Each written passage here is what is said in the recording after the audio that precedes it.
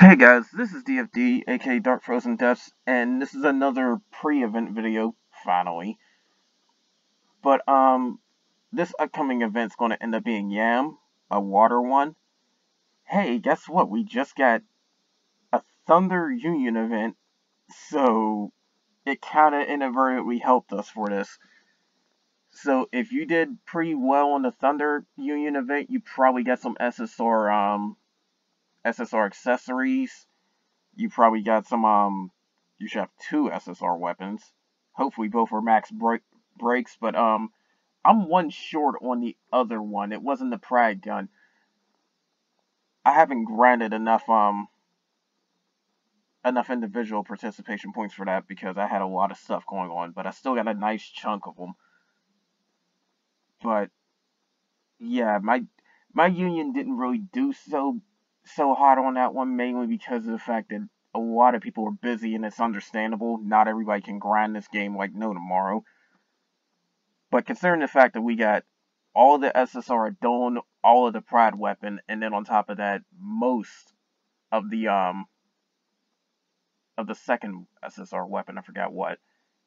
Yeah, that's still nice progress. Plus, I was very close to another SSR accessory, but it's not too big of a deal. I think it was a ring. But yeah, if you have done that, you've gotten a little bit more prep work for this. However, I'm not going to focus on leveling up my Thunder Grid because chances are I'm going through this with my light one. Anyways, the whole thing with this event, it's a raid event, so of course newer players are in a very good position for this as well because don't matter how far you grinded, you should be able to get all this stuff with enough help. So, and that said, some stuff's good, others is questionable. You'll see what I mean. But as the standard raid thing, you go through story, you unlock another thing. Now, for those newer players that are trying to get through this, you may or may not have trouble clearing standard. Best advice to you is to, honestly, if you can get these magic jewels from this, fine. But if you can't, then just jump into other people's raids and do what you can. Regardless of what anybody says, you're doing more damage, so it helps. And just go as far as you can. Just do not abandon the raid. You can just linger there until it dies if it comes down to it. It's, if you really want to be honest, it's somewhat of a cheap tactic, but honestly, if you're very, very low on attack power and all that, then what can you do? But the whole thing with it is the fact that players that are weaker or just not able to clear stuff on their own, just request help. Simple as that. You can do that. And besides, even if you're strong enough to pretty much solo Ragnarok, I still suggest you get help so it runs faster. But anyways, always request help on these, unless you're trying to do the missions, in which case you have to be strong enough to clear those. But all it is more raid tickets if you can't do it. So anyways, same typical stuff. Grind the materials from standard, you'll be able to get into expert. Grind enough materials from expert, you'll be able to get into Ragnarok. And the funny thing is, too, each time you clear expert, no, I think it's each time you clear Ragnarok, you end up getting materials for expert. So it's a little bit of a refund. I've noticed it seems consistent. I think that's how it is, but that's the whole thing with that. Because they expect you to grind this a lot, the experience is kind of low, so thankfully at the time I'm recording this, it just turned over to the EXP grind day, so you might want to do that. So if you're watching this video the day before this event starts, you're good to go. It should be Sunday. And this event starts Monday after maintenance, which is not too long before it turns over to Tuesday. But here's what you're working with.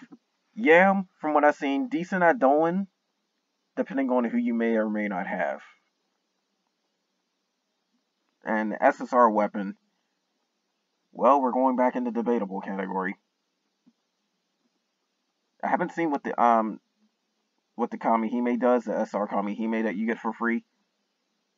Honestly, I don't care how much they suck. Get the get the SR Kamihime because it's a free character. Not to mention, pretty soon, I don't know how far down the line, we're going to get Tower of Malice. Think Guild Order's hard? You're going to need a lot of Kamihime for Tower of Malice. Because from what I've seen, it starts off about, I think, ultimate level difficulty, either expert or ultimate, and then it slowly climbs its way up to Guild Order level. But the catch is, you can't use the same Kamihime frequently. There's a time limit between uses, so that's where you need a lot of them. I'm in a very good position because I have like 150 of them. But honestly, now's the time to start leveling every single Kamihime you got. I'm gonna be grinding the crap out of this EXP day. But yeah, the free ones, don't even argue, just get them. And honestly, I'd say you might want to work on all your grids. Actually, I'm gonna try and focus on my fire one a little bit, try to push it to 100% assault, then I'll just go down the line. Because fire's my next strongest, and then wind's right after it. And then I'm going to go into thunder, then I'm going to go into dark, and then I'm going to go into water. Because I don't have too much hope with my water team anyways. I mean, I got a decent one. It's just the fact that they're more for healing. They can get their debuffs and all that, but they're more for healing. Good luck finding some very damaging water ones in the lower parts. But anyways, here's what you're looking at for all the different stuff for these fights. Standard, 800,000 HP. I don't know why they stopped doing this, but they on this it pretty much stopped giving the charges. So whenever you get bursted, unfortunately, you're probably on your own. But quite frankly, it doesn't take too much to get strong enough to take out standard. So there you go. If you're doing at least 10,000 per hit, you're in a very good position to clear standard. I could easily say that much. Maybe even 5,000 per hit. Now, expert, you're going to want to double, maybe even triple that attack power. And keep in mind, this is with all your debuffs activated. So, if your upper limit of damage is like 30,000, you're pretty much good for expert. Because you should be doing like maybe 15,000 normally. But in this one, of course, we're starting to get a lot of trigger commands. This one will heal every time you do a full burst. Now, that's an interesting mechanic. Because now they're trying to say you shouldn't full burst.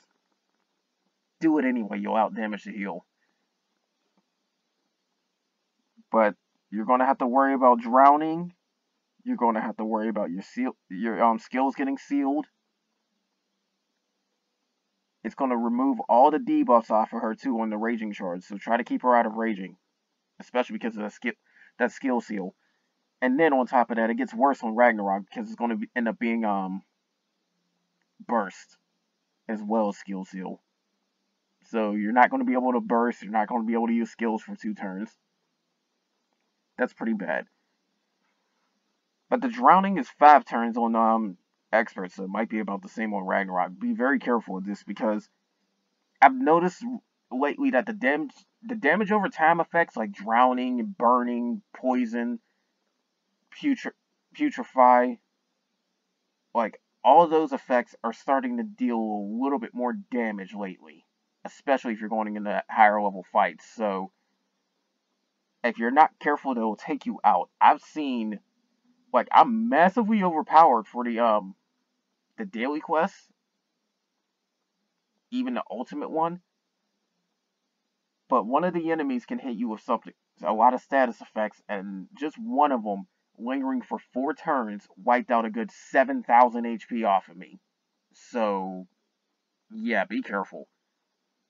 Those damage over time effects can do a number on you, especially if you fought the Darkness Catastrophe. I haven't even done so yet. I'm still trying to do some more prep work before I even go after her. But, expert, you gotta deal with 4 million. HP, and Ragnarok you got to deal with two. I mean, I say two, 12,500,000 HP. So it's a little bit of a demand for Ragnarok because naturally there's a solo mission for that one. I've seen what it is. It's wind. So first off, you're not getting elemental advantage. Then second, it could take a while. And my basic wind team is set up to burst nuke, but I do have another one where I can just play defensive. I mean, Joan plus Gaia Awakened is a very strong combo. But yeah, that's the whole thing with this. When you solo these fights, you really have to be careful, especially in the Ragnarok ones, because unless you're packing a serious amount of attack power, you're not getting through that raging phase that quickly, so you will be getting hit with a few charges. So that's be very, very careful of that. And then they're recommending Mordred, so you can help prevent raging stuff. And then Artanian, definitely for the sniper shot. But they're suggesting you do black propaganda with Artanian. So, pretty much, Mordred with Artanian skill, or Artanian with one of Mordred's skills. And you know what skill I mean when you're talking about Artanian skill, because sniper shot is definitely the one to use. Even though Mordred has her own. If you can hit the debuff cap without sniper shot, save your EX skill and use something else. But if you're using Artanian, definitely get the black propaganda. Because that's the whole thing. You don't want to deal with all that debuff ceiling. I mean, ability ceiling. And if you happen to have a character that can put zombie, that can help. Even if it's not zombie, there's another effect. I forgot what it is. But it prevents healing. Curse, that's it. So if you got somebody that can put curse or zombie, don't worry about the healing. Because that will counter the heal. So it's countering the counter, basically. Now, achievement points, you know the deal. It's more raid tickets, up to 300 of them. The souls, again, basically try to get 50 of the Divine Soul and 55 of the Devil Soul, and you'll get a lot of stuff. You'll pretty much get the basics for the SSR stuff. But you do want to go further, especially right about now, because there's going to be somebody special I'm going to go over pretty soon that's going to get released with this event. So hopefully you do get her. Because look at all this stuff you can actually rack up if you do everything. If you happen to clear that entire list, you will get 300 raid tickets. You'll get 100 soul points. You'll get, it says 5 evolution grimoires, but I think that means for both of them. There should be silver and gold ones.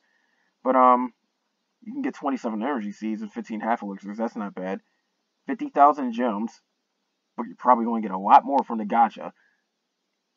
You get 2 Dragonic Eye Shards. Very useful. 3 of each SR item.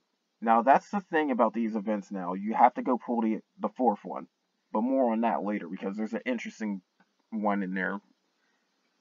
You can get all the SSR weapon and SSR Eidolon that you need to max break those. There's no final break on this weapon, and I don't know if they're ever going to do it, because raid weapons seem to not have them. But 3,000 magic jewels and 22 premium gacha tickets. That's the main reason why you want to do this. Free players will need to grind the crap out of this, so you get more and more gacha draws. Because honestly, at the rates you're going for with the normal gacha tickets and the magic jewels, 1 out of every 33 pools should be an SSR. So that said, you should see an SSR out of this if you get all the tickets and jewels. So hopefully it's the one you want, if it ever shows up. I've been lucky enough to get an SSR 2-3 times within 33 pools, so it depends on luck, really. But here's what we're working with some of this stuff. Yam herself can hit 45 water attack. So water elemental. Her base attack power is not all that great, but she also gives regen to the entire group. Honestly, she's one you might want to keep regardless, because regen can help you. It's like a backup heal. And then on top of that too is the fact that if you didn't get Reki or Tiamat or what was the other one? Jack Frost, I think. If you didn't get any of those three, then you're going to need a main Eidolon for water. Oh yeah, Ilyanka's is another one, but she's questionable because you need to get a massive water team for her. But the whole thing is, and this easily puts Reki and possibly even Tiamat as replacements for Yam. You get 45 water attack between Yam and Reki. Period, point blank. Tiamat, she's lower at 40, but she gives you double attack, which is pretty much rush. So she's like an elemental rush. And Tiamat's got a strong amount of attack power, and on top of that, she also can give you a barrier. Honestly, it's not a bad idea to go back and actually get copies of Tiamat if you do have enough Eidolon soul points. I'd still get the Kaisers first, but yeah. And if you don't plan on Yam, get her anyway just to get the Eidolon points. So that's something to know. The SSR weapon, you get a middle assault, meaning it's a medium. So skill level 20, that's 13%. However, you also get a small rush. And there's been debate about these weapons, but to be quite honest, the activation chance for rush is so freaking low, I don't think it matters. Now, if you get a lot of these rush weapons, then maybe. But your main priority should be assault defender combos anyways. But anything with assault is good for a start. And if you need water bows, then yeah, this will do it. Especially considering the fact that on burst, it will give you a combo rate up. I don't know if it's to the whole team, but even just to your soul, you're going to need that. Especially if you're somehow running a Shingen comp with water, which is possible, but you need very specific Kamihime for that. But that's the whole thing. It's like, it's not a bad effect when you actually get your burst off, and the fact that it has assault is in there. The rush is where people get questionable about it. But me personally, I would still get it. But here's where things get interesting. Of course, you know there's usually an assault weapon for water and a defender weapon for that. Get them at your necessary leisure. That means you have to if you still need to fill slots, get the assault and maybe a defender if you don't already have one. But we have a light spear that gives pretty much ascension, which is a recovery performance. That means that this is probably the first time ascension's grindable. So if you want to go and break the game for your white team, well, not break the game, but break your healing ability for the white team, now's your chance to do so. Because you can get a few of these ascension weapons at the cost of probably your overall attack power. Keep that in mind. And you can go do more healing. Now, to put that in perspective, enough of these ascension weapons, I do believe, can get you to the cap of, I think, 200%. I'm not fully sure. So that means you can pretty much have triple healing. Now, let me put this in perspective. Soul naturally heals, like, I think, around up to 2,700 when you awaken her. So that's now 8,100, which is almost a full heal, as in almost an elixir level heal. It could be depending on your HP, but yeah, that's the thing about that. Me personally, I'm waiting for when the light Union raid comes out so I can get Ascension weapons that way because it'll be a Pride Ascension mix. But yeah, that's the whole deal with this. You can start grinding Ascension weapons and start breaking your heals. So if you do want to go a defensive aspect, it's an interesting thought. But my light grid is more or less set, so I'm not going to go after it. Especially since there'll be a better Ascension weapon later down the line. This one's medium. I think the other one was small for Pride weapons. I'm not fully sure. And of course you can get grails, so skill leveling, there you go. Given how Final Break works, you're going to need them. But here's your missions. 2 are very easy. Starting raids and clearing them, or jumping into other raids and clearing them. There you go. Now, what it counts for clearing, I think you have to get at least 1 hit off in there. I don't know if you have to just jump in the raid, but honestly, that's what you should be doing anyways. Like, come into the raid, at least get 1 round of attacks off. That way you're credited for getting rewards. Now, if you're trying to get the participation points for extra tickets and all that, definitely try to do as much as you can. Now, Expert. Clear with R, Kamihime. If you want the elemental advantage, that means Thunder R. I may not try this one because my Thunder team is not too great, but it could be possible. It really could be. Honestly, if I find the Thunder Idolin, I think her name is Kieran, who gives 100%, I might try it. Because I got a Maru who also gives, I think, 45 to Thunder. But it's either 40 or 45. But that said, you do have a couple of Thunder R characters you can get from the Gem Gacha that can help you a little bit for some protection. I know Perun's one of them. There's a couple that could probably debuff as well. Just check and see what you got. It's tricky. Now, Ragnarok. Wind attribute. So, yeah, time to break out Gaia. If you don't have her, break out Joan. Or be like me and break out both. But if you're very confident in your wind grid, you could probably get away with a Shingen setup to try and knock the crap out of the boss with burst. Because to be quite honest, given that I have not only Shingen, along with a very nice setup to generate burst buildup between Awakened Cybele, Unleashed Cybele, Kuchulain, Hastor, and Wind Romuel, they build up so much burst, it's incredible. The only downside is the fact that when Romuel does it, it damages myself, so I have to have some sort of recovery in there.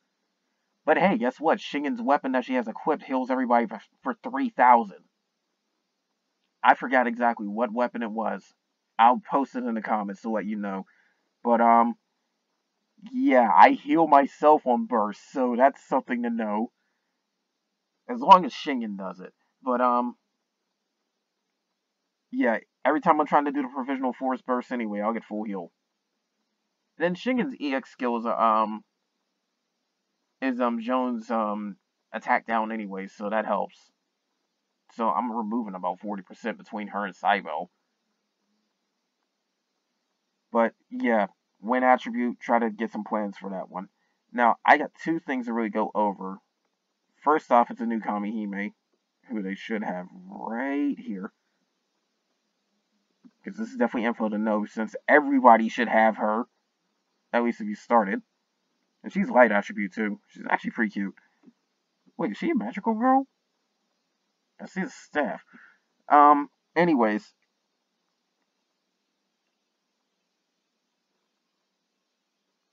Now, this is interesting with what she can do. I think she's one of the few light tanks we get. but she can hit enemies 4 times randomly. Same as SR Artemis, I think. But also give protection to everybody.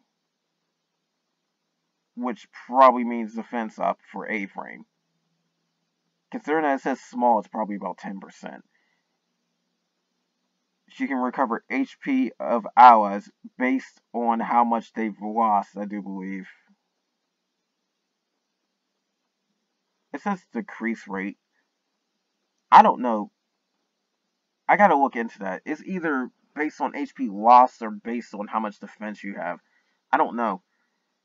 And then the third one says protect the entire ally. And given that it says 1 turn, that's probably the same as like Joan's skill where it's just like straight up damage mitigation. So who knows? We're about to find out.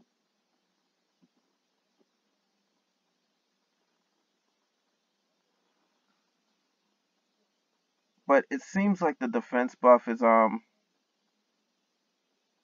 says overwritten with Chain of the Curse.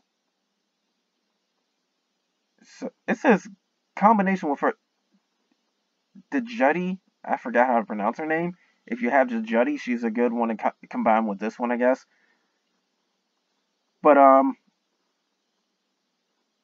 yeah, the thing with this one is the fact that you get a defense increase and it's saying nothing about it. My guess is 10% since it says small. It may even be 5%. Hopefully not. But she deals damage and gives a defense buff. Simple as that. And this one, yeah, that's the thing. It's the same case as pretty much recover HP based on how much you've lost. So the most you recover is 1,500, and you seem to get more when you hit like you seem to get. Okay, best way to put this because I'm going all over the place. When you have 3,000 or more HP lost, the recovery is 1,500. So up to that 3,000 point, it seems to heal half of what you've lost. So if you somehow lost 2 HP, you're only healing 1. This is what I'm pretty much getting from this. Don't take my word for it because I don't know full details on this, given this explanation's all over the place too. But, yeah. But considering that her weapon is an ascension weapon anyways, it's going to increase the heal when you put it on your grid. So, you got to keep that in mind. See, this is a case where ascension probably would help because then you're going to out heal the damage you probably took. Again, just a thought. I mean, you could be attack oriented all you want, but if you ain't got the defenses, you're still going to lose. So you need a mix of both if you really want to be honest. And then this third ability is definitely a damage cut. I just can't tell how much. It doesn't seem like they put how much. See, this wiki is starting to lose a lot of info. Maybe somebody else is going to find it eventually. But usually damage cuts will either be 20%, 30%, or 40%. The only exception is if you get Joan's relic weapon, in which case you can increase it to a whopping 60%. That's one hell of a damage cut. And then from what I can tell, I think the damage cuts stack on each other. I haven't seen a case where one got overwritten by the other. So the raw damage cuts, for instance, I use Gaia's with Joan's, and flat out took no damage from thunder enemies. That's something to know, because Gaia can get 60% that way, and Joan got a natural 40%. Against other enemies, it would have been an 80% damage cut. And I don't know if it factors in attack downs or not into that, but keep in mind, damage cut on top of a damage cut can actually save you sometimes. So, yeah, when I was about to get nuked for like 18,000, yeah, reduce it to 0. But that's the whole thing with that. So, I don't know. But they're suggesting use the Juddy with her. And then it also said, I guess diameter? Yeah, that's diameter. Or Demeter.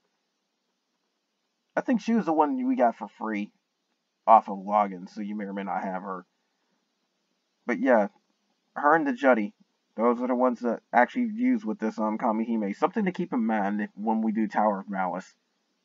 Because you're likely going to save your SSR for the higher stuff. Speaking of SSR, we have somebody interesting showing up, and I gotta show her before this video's up, I promised. Especially since she's a very good one. So, kudos to who gets her. But anyways, we finally have the next Unleashed character. Bow. And I don't think we're going to have another Unleashed character for a minute. The next Unleashed character after her should be, Diablos. But it was way later down the line. And Diablos is situational. But oh boy, this one. She's a very good one. Now, what makes her unique is her third skill, but we'll get to it. First skill. She increases her combo rate while also nuking an enemy. Very good. She'll generate burst, and even faster in combination with another ability. This one's a little bit tricky for a second ability, but she deals damage to every enemy, but also reduces their thunder resistance. The catch is, it's 90 seconds, not 300. Or I'm not 300, 180. So you get a half the debuff time. So you gotta be moving through stuff quick, or use it in combination with her third skill, which is, hey, guess what? She recovers her health and takes the other abilities off cooldown entirely. So that means you can choose whenever you want to just remove all cooldowns as long as this third skill is off cooldown. Yeah, something to know. So in retrospect, she can actually activate 5 abilities at once if you do it right. I wouldn't bother because you got 90 seconds of debuff time for the thunder resistance, but yeah. But whenever you see the thunder resistance go, or you know it's closer to 90 seconds, which is like a minute and a half, you just pop off the third skill and just reapply. My suggestion to you is to just go through 4 turns of stuff and then use this. But that's something to know. And then on top of that too, her burst is actually kind of decent too, because it increases her own thunder attack.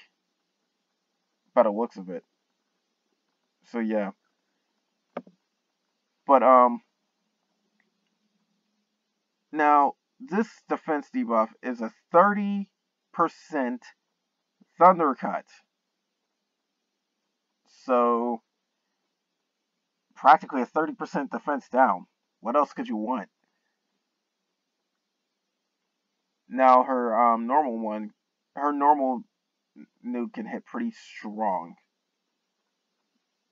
They're saying that it says attenuation is 600,000%.